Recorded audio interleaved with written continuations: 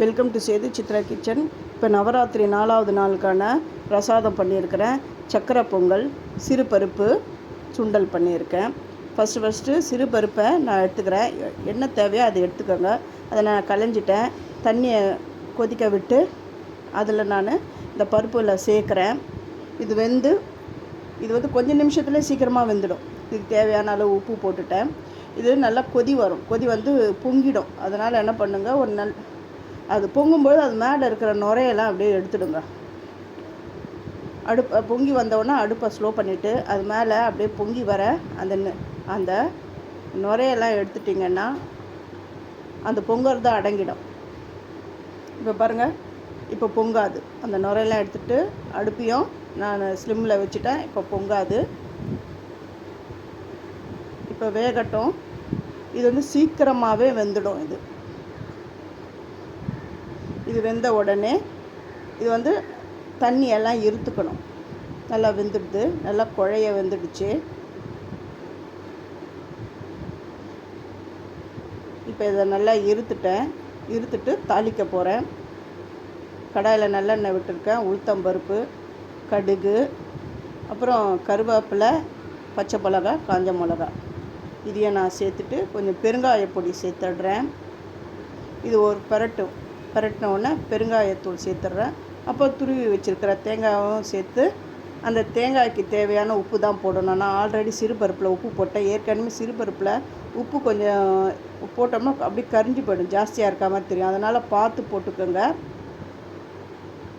உப்பு ஒரு சிட்டிக்கு தான் போடுறேன். அதாவது இந்த தேங்காய்க்கு தேவையான உப்பு தான் போடுறேன். இப்போ அந்த சிறுபருப்பு சுண்டலில் சேர்த்துட்டு கிளறி விட்டுடுறேன். இப்போ சிறுபருப்பு சுண்டல் ரெடி ஆகிடுது. ஃபஸ்ட்டு என்னுடைய வீடியோவை பார்க்குறவங்க சப்ஸ்கிரைப் பண்ணலைன்னா சப்ஸ்கிரைப் பண்ணுங்கள். ஆல் என்ற ஆப்ஷனை தொடுங்க. அப்போ தான் நான் போகிற ஒரு வீடியோவுடைய நோட்டிஃபிகேஷனும் உங்களுக்கு காட்டும். அடுத்தது சக்கரை பொங்கல் பண்ணுறேன். இந்த சக்கரை பொங்கல் வந்து கோவிலில் எப்படி பண்ணுவாங்களோ அந்த மாதிரி விதத்தில் தான் நான் பண்ணுறேன். 1 கப்பு பச்சரிசி எடுத்திருக்கேன். அந்த 1 கப்பு பச்சரிசிக்கு 1/4 கப்பு தான் சிறுபருப்பு போட்டிருக்கேன். ரொம்ப அதிகமாக இருந்ததுன்னா திகட்டிடும். அதனால் இதுதான் கரெக்டான லிமிட்டு.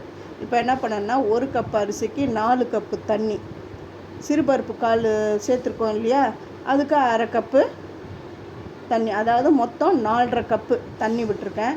இதை அடுப்பில் குக்கரில் மூடி போட்டு, அடுப்பு ஆனில் தான் இருக்குது, மீடியமில் இருக்குது. இது ஒரு 4 விசில் வரணும். இந்த ஸ்டீம் வந்த உடனே தான் வெயிட்டு போடணும்.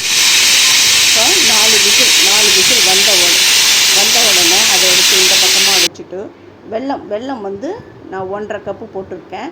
உங்களுக்கு ஜாஸ்தி வேணும் அப்படிங்கிறவங்க 2 கப்பு கூட போடலாம். அந்த வெல்லத்துக்கு கொஞ்சம் தண்ணி விட்டு அது கரையணும். அந்த கம்பி பாகலாம் வரணும்னு அவசியம் கிடையாது. இந்த வெல்லம் கரைஞ்சாலுமே போதும். ஏன்னா டைரெக்டாக நம்ம வெல்லத்தை சேர்த்தோம்னா அதில் வந்து டஸ்ட்டெலாம் இருக்கும். அதனால தான் இப்படி கரைச்சி விடுறது. இப்போ வந்து நெய் சேர்த்துருக்கேன். முந்திரியை சேர்த்துட்டு அதுக்கப்புறம் திராட்சையை சேர்க்கணும். திராட்சை வந்து பலூன் மாதிரி வரணும். அந்த சூட்லேயே பலூன் மாதிரி வந்துடும். அதனால் முந்திரி வந்து கொஞ்சம் போட்ட உடனே இந்த நெய் சூடான உடனே அந்த முந்திரியை போடுங்க. ஓரளவுக்கு செவந்த உடனே டக்குன்னு ஆஃப் பண்ணிடணும், இல்லைன்னா கரிஞ்சு போயிடும். அதுக்கப்புறம் இந்த திராட்சையை போடணும். திராட்சை இந்த சூட்லேயே பலூன் மாதிரி ஆகிடும். இப்போ நான் வந்து அந்த ப்ரெஷர்லாம் போயிட்ட அப்புறமா இந்த நல்லா குழஞ்சி வெந்துடுது. அடுப்பு இப்போ ஆனில் தான் இருக்குது. ஆனில் தான் இருக்குது. அதுவும் ஸ்லிம்மில் தான் வச்சுருக்கேன். இப்போ என்ன பண்ணால் அந்த வெள்ளை கரைசலை வடிகட்டி இதில் சேர்த்துக்கணும். அந்த வெள்ளத்தில் எவ்வளவு டஸ்ட் இருக்குதுன்னு பாருங்கள். அதனால தான் வெள்ளத்தை கரைச்சி அப்படி சேர்த்துக்கணும். இது எல்லாம் நல்லா குழஞ்சி வரட்டும். இதோடு சேர்ந்து வந்த உடனே ஏலப்பொடி நான் சேர்த்துட்டேன். ஏலப்பொடியை சேர்த்துட்டு இது கூடவே நான் நெய்யில் வறுத்து வச்சுருக்கிற முந்திரி திராட்சையை இதில் சேர்த்தாச்சு. அப்புறம் லாஸ்ட்டு பச்சை கற்பூரம், ஸ்டவ்வை ஆஃப் பண்ணிவிட்டு பச்சை கற்பூரம் சேர்க்குறேன். இந்த லட்டுக்கெலாம் சேர்க்குற பச்சை கற்பூரம் தான் இது.